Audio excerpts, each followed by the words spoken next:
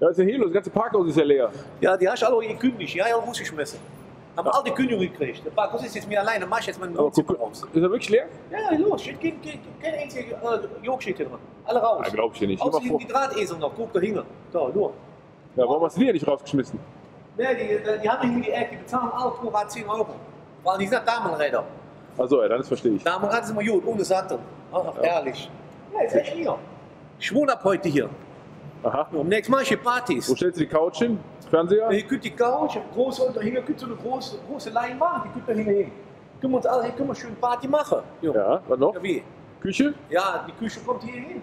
Ne? Eine kleine oder eine große Küche? Eine kleine Küche. Warum? Ja, wie ich wohne allein hier. Wenn die Party ist, ist es egal.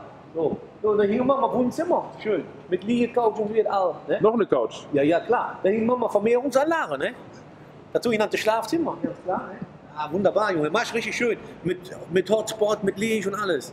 Machen wir hier immer Veranstaltungen, wie im Nachtruhe und so. Ne? Mit Spiegel? Mit Spiegel an der Decke, am Boden. Weißt du? Ja, wie wenn schon, denn schon. Wo kommt und hier Badezimmer? Das Badezimmer, da könnt ihr hingehen. Aber das ist ein ganz großes Badezimmer, offen, also frei, ne? Also. Wie offene Küche.